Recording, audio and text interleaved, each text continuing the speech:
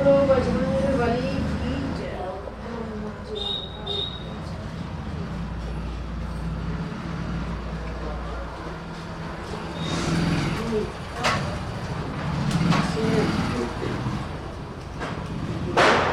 ये गति सुरति गई नहीं पर सती पग पान, मन में से रघुवंश मही प्रीति अलौकिक जान। सभी का भला करो भगवान, सब पर दया करो भगवान।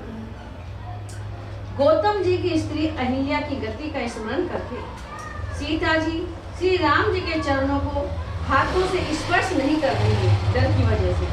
सीता जी की अलौकिक प्रीति जानकर नकुल मुनि श्री रामचंद्र जी मन में हंसे। तब सिय देखो पे अभिलाषे, कोर कपूत मूड मन माखे।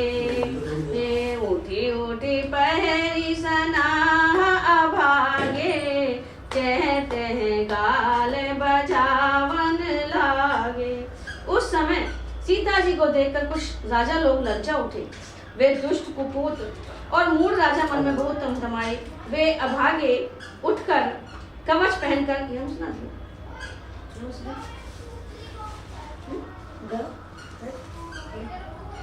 कवच पहनकर जहां तहां गाल बजाने लगे।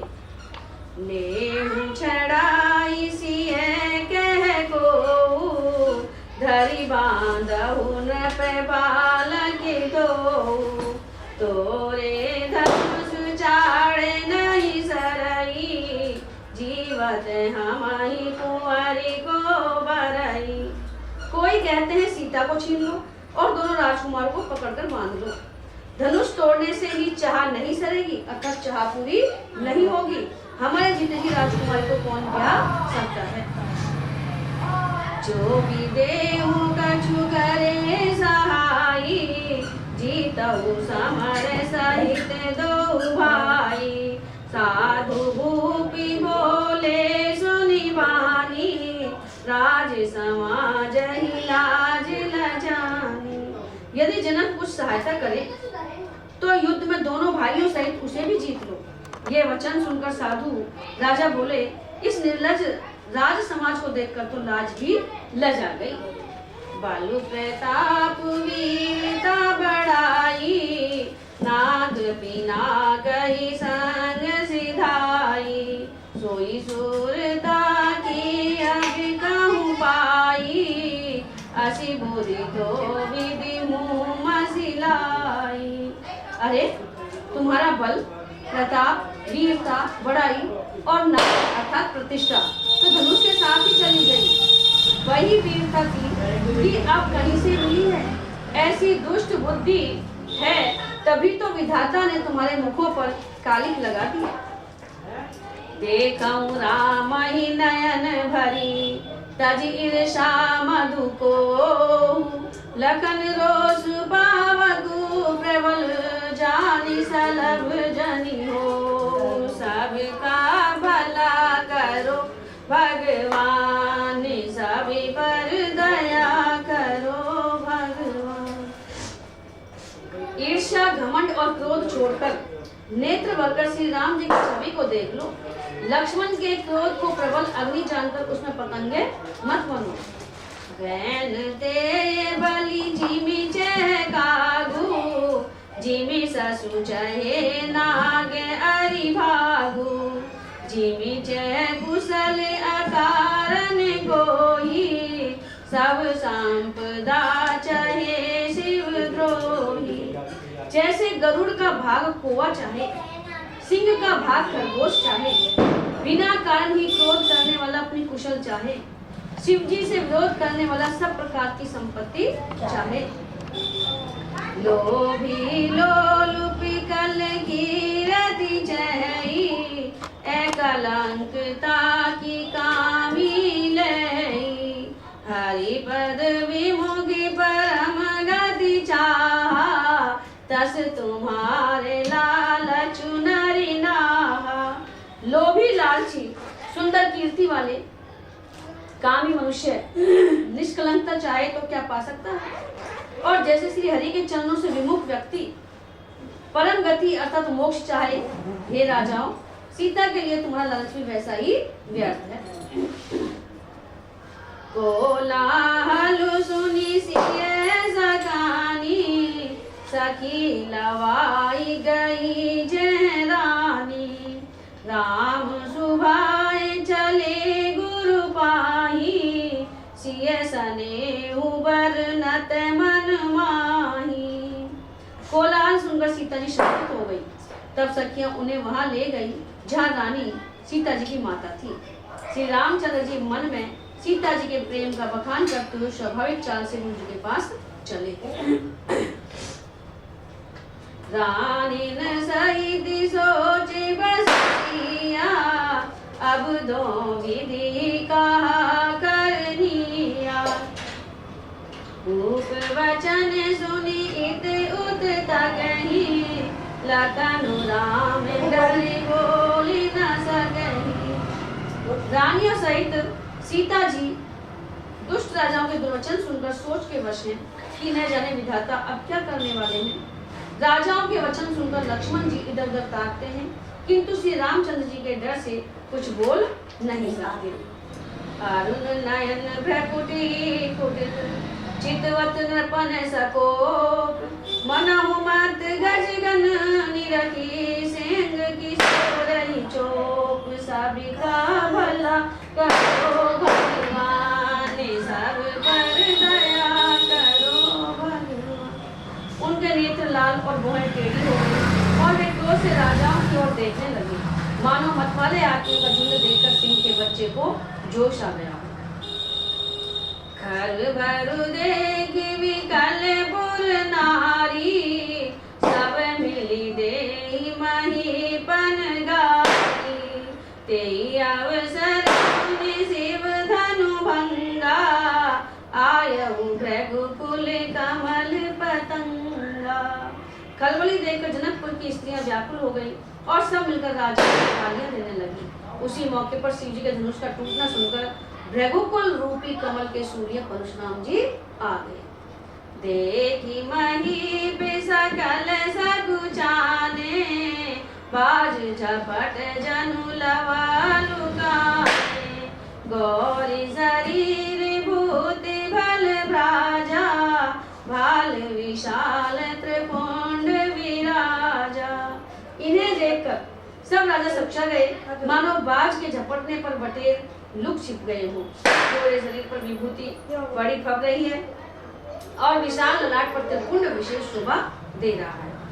ये परशुराम जी का वर्णन किया जा रहा है। शीश जटा शशि वदन सुहावा, ऋषभस कछु के अरुण होइयावा। भ्रकुटी कुटिल नयन ऋष राते, सहजहु चितवत मनहु रिसाते। सिर पर जटा है, सुंदर मुखचंद्र क्रोध के कारण कुछ लाल हो गया आया है। भौहें टेढ़ी और आंखें लाल हैं। सहज ही देखते हैं तो भी ऐसा जान पड़ता है मानो क्रोध कर रहे हैं। वृषभ कांधे उरि बाहु विशाला, चारु जने उमाल मृग छाला। कटि मुनि बसन तोने दुई बांधे, धनुषर कर कुठारु कल गांधे। बैल के समान ऊंचे और पुष्ट कंधे हैं, छाती और भुजाएं विशाल हैं। सुंदर यज्ञोपवीत धारण किए, माला पहने और मृग चर्म लिए हैं। कमर में मुनियों का वस्त्र और 2 तर्कस बांधे हैं। हाथ में धनुष बाण और सुंदर कंधे पर फरसा धारण किए हैं। शांत वेशु करनी कठिन, वन्य जाई स्वरूप। धरि मुनि तनु जनु वीर रसु, आयु जय सब भूप। सब भला करो भगवान, सब पर दया करो भगवान। शांत वेश है परंतु करनी बहुत कठोर है। स्वरूप का वर्णन नहीं किया जा सकता, मानो वीर रस ही मुनि का शरीर धारण करके जहाँ सब राजा लोग हैं वहां आ गया हो। इन्हीं में क्रोध से आ रहे ना तमतमाते हुए। देखत रघुपति वेश कराला, उठे सकल भय विकल भुआला। पितु समेत कही कही निर्नामा, लगे करन सभी दंड प्रणामा। परशुराम जी का भयानक वेश देखकर सब राजा भय से व्याकुल हो उठ खड़े हुए और पिता सहित अपना नाम कह कहकर सब दंडवत प्रणाम करने लगे। चेहि सुभाए जित वही दुजानी, सो जानई जनु आई कुटानी। चनक बहोरी आई सिरुनावा, सिय बोलाई प्रणाम करावा। परशुराम जी हित समझकर भी सहज ही जिसकी ओर देख लेते हैं, वह समझता है मानो मेरी आयु अब पूरी हो चुकी है, ये मेरे ऊपर इनका क्रोध उतरेगा। फिर जनक जी ने आकर सिर नवाया और सीता जी को बुलाकर प्रणाम कराया। आशीष दीन सखी हरसानी, निज समाज ले गई सयानी। विश्वामित्र मिले पुनि आई, पद सरोज मिले दो भाई। परशुराम ने सीता जी को आशीर्वाद दिया। सखी आश्रित हुई और वहां अब अधिक देर ठहरना ठीक न समझकर वे सैनी सखियां उनको अपनी मंडली में ले गए। फिर विश्वामित्र जी आकर मिले और उन्होंने दोनों भाइयों को उनके चरण पर गिराया। राम लखन दशरथ के ठोटा, दीन आशीष देखी भल जोटा। राम ही चितई रहे थगिलोचन, रूप अपार मार मदिमोचन। विश्वामित्र जी ने कहा, ये राम और लक्ष्मण राजा दशरथ के पुत्र हैं। उनकी सुंदर जोड़ी देखकर परशुराम जी ने आशीर्वाद दिया। कामदेव के भी मद को छुड़ाने वाले श्री रामचंद्र जी के अपार रूप को देखकर उनके नेत्र थकित हुए। बहुरी विलो की विदेशन, कहु का अति भीर। पूछत जानी अजान जिमी, व्यापु गोप शरीर। सबका भला करो भगवान, सब पर दया करो भगवान। फिर सब देखकर जानते हुए भी अनजान की तरह जनक जी से पूछते हैं कि कहो, यह बड़ी भारी भीड़ कैसी है? उनके शरीर में क्रोध छा गया। समाचार कही जनक सुनाए, जेहि कारण मही सब आए। सुनत वचन फिर अनद निहारे, देखे चाप खंड मही डारे। जिस कारण सब राजा आए थे, राजा जनक ने वे सब समाचार जनक के वचन सुनकर परशुराम ने फिर कर दूसरी ओर देखा तो धनुष के टुकड़े पृथ्वी पर दूसरी ओर देखा तो धनुष के टुकड़े पृथ्वी पर दिखाई। अतिरि से बोले वचन कठोरा, कहु जड़ जनक धनुष के डोरा। बेगी देखाऊ मोड़ न ताजू, उलटऊ मही जय लही गगराजू। अत्यंत क्रोध में भरकर वे कठोर वचन बोले, रे मूर्ख जनक, बता धनुष किसने तोड़ा? उसे शीघ्र दिखा, नहीं तो रे मूर्ख, आज मैं जहां तक तेरा राज्य है वहां तक की पृथ्वी को उलट दूंगा। अति डरु उतरु देत नपनाही, कुटिल भूप हर से मन माही। सुर मुनि नाग नगर नर नारी, सोचहि सकलता से उर भारी। राजा को अत्यंत डर लगा, जिसके कारण वे उत्तर नहीं देते। यह देखकर कुटिल राजा मन से बड़े प्रसन्न हुए। देवता मुनि नाग और नगर के स्त्री पुरुष सभी सोच करने लगे, सबके हृदय में बड़ा भय है। माने पछितात सिए में तारी, विधि अब सवरी बात बिगारी। रघुपति कर सुभाऊ सुनि सीता,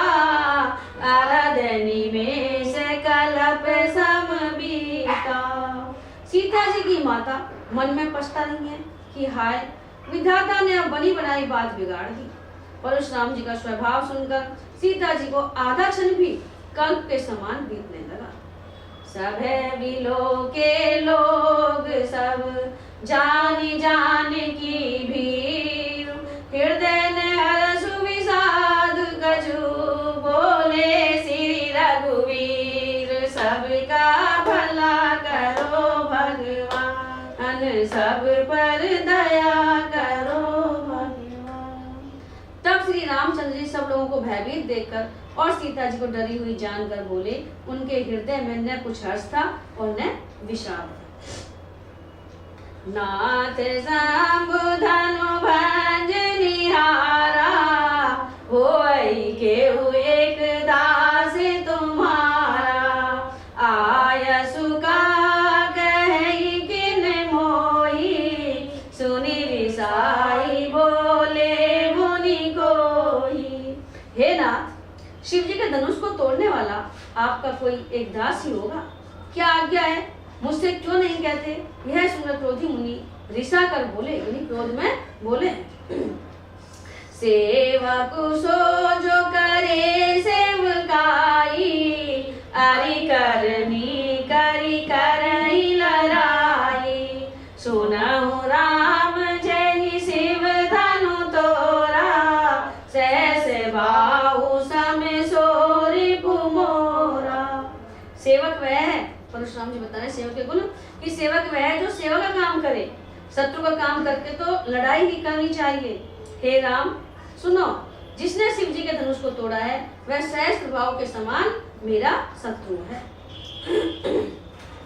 सो बिलेगाऊ बिहाई समाजा, नेते मारे जय सब राजा। सुनि मुनि वचन लखन मुस्काने, बोले पर सुधरहि अपमाने। वह इस समाज को छोड़कर अलग हो जाए। तो श्याम जी कह रहे हैं कि जिसने शिव धनुष तोड़ा है वो इस समाज से अलग हो जाए, नहीं तो सभी राजा मारे जाएंगे। मुनि के वचन सुनकर लक्ष्मण जी मुस्कुराए और परशुराम जी का अपमान करते हुए बोले। बहु धनु ही तोरी लड़काई, कबहु न असिर से कीन गोसाई। ए छानु पर ममता गई है तू, सुनि रिसाई के भृगुकुल के तू। हे गोसाई, लड़कपन में हमने बहुत सी धनुएं तोड़ी हैं, यानी बहुत से छोटे छोटे धनुष तोड़े हैं, किंतु आपने ऐसा क्रोध कभी नहीं किया। इसी धनुष पर इतनी ममता किस कारण से है? यह सुनकर भृगुवंश की ध्वजा स्वरूप परशुराम जी कुपित होकर कहने लगे। परशुराम जी कह रहे हैं, जे नृप बालक काल बस, बोलत तो न संभाल। धनु ही समर पुरारी धनु, विदित सकल संसार। सबका भला करो भगवान, सब पर दया करो भगवान। अरे राजपुत्र, काल के वश होने से तुझे बोलने में कुछ भी होश नहीं है। सारे संसार में विख्यात शिव जी का यह धनुष क्या धनु के समान है? छोटे छोटे धनुषों के समान है। लखनी कहा हंसी हमरे जाना, सुनहु देव सब धनुष समाना। काछति लाभ जून धनु तोरे, देखा राम नयन के भोरे। लक्ष्मण जी ने हंसकर कहा, हे देव सुनिए, हमारे जान में तो सभी धनुष एक से ही है, छोटा हो चाहे बड़ा हो। पुराने धनुष को तोड़ने में क्या हानि और क्या लाभ? श्री रामचंद्र ने इसे नवीन के धोखे से देखा था कि नया होगा, और ये निकला पुराना, उठाते ही ये टूट गया। छुआते टूटे लगी पता हो न दोसु, मुनि बिनु काज करई कतरोसु। बोले चिताई परोस की ओरा, रे सत सुनहि सुभाव न मोरा। फिर यह तो छूटते ही टूट गया, अर्थात पकड़ते ही टूट गया। इसमें रघुनाथ जी का भी कोई दोष नहीं है। मुनि, आप बिना ही कारण किस लिए क्रोध करते हैं? जी जी प्रसाद दे दे थोड़ा थोड़ा सब दे दो। चूड़ा तुम दे दियो बाद में बैठ जाओ ना, अब जाओ भोग लगो हैं जा रही हो। आज बहुत फिर आज जल्दी संग। परशुराम जी अपने फरसे की ओर देखकर बोले, अरे दुष्ट स्वभाव आ जाओ नहीं कितने बजे करोगे? बस 6:45।